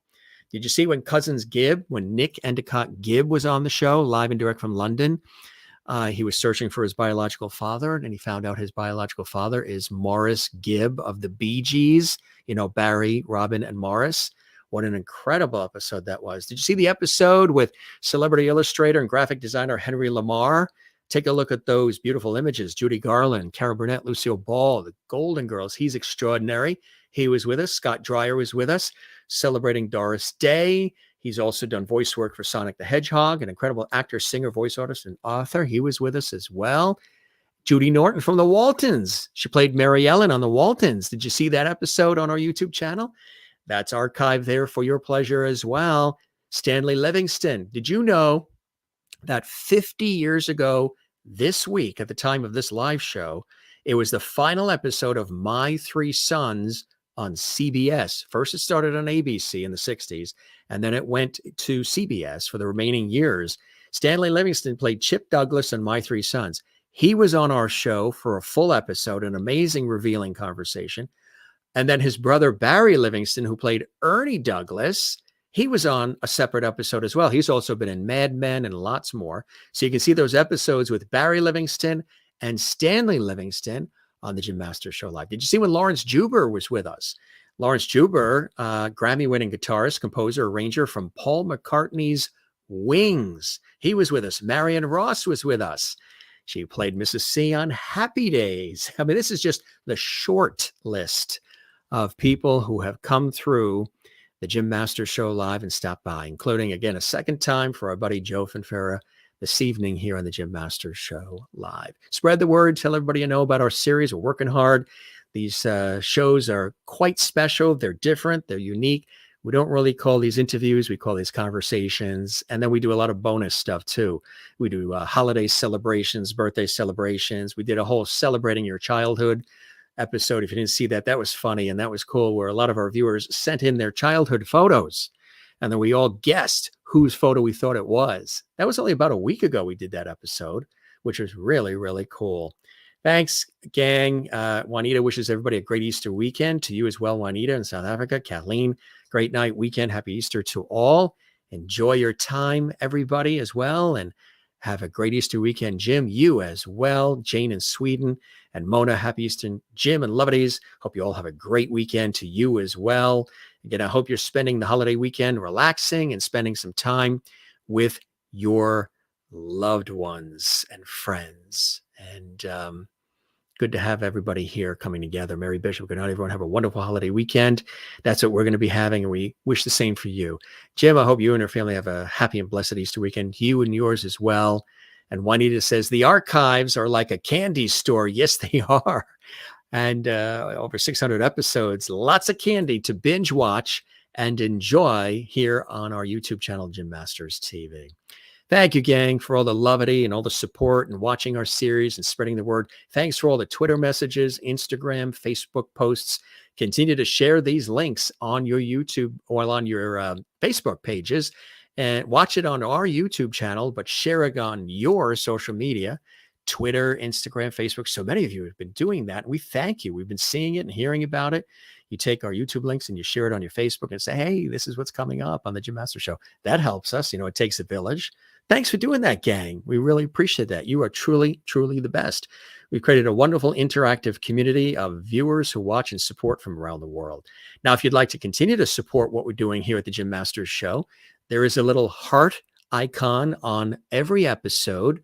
It's right on the bottom. You can see it. It's a little heart icon, and it says, thanks. That's called super thanks. And if you click on that, that helps support our show as well. And it's your way of saying thank you for all the work, all these episodes, and our entire series here at the Jim Masters Show Live. So thanks to you who have been doing that. And so we thank those who have been doing the super emojis, super stickers, and super chat and everything else you guys have been doing during the shows as well. So there's ways you can support it during the show in chat, and ways you can do it when we're not live with each episode. So this was terrific. Another fantastic episode. We don't say goodbye here. We say see you later. We say slancha, cheers, ciao. We say moi loop. We say shalom. We say avidazane. We say sayonara. We wish you the very best wherever you're watching around the world. Thanks for tuning in to this episode of the Jim Masters Show Live. For those of you watching live, we'll see you on the next one. For those of you who are watching this later in the archives, stay right there. Another great episode comes up here on the Jim Masters Show Live and on our YouTube channel, Jim Masters TV. Take care and be well, gang. We love you all. Take care of one another. Be good to one another. And we'll see you next time. I'm your host, Jim Masters. Thank you for your time this time. Till next time, I'll be waiting right here in this host chair for all of you on the next episode of the Jim Masters Show Live. Take care and be well. And cheers. Happy holidays.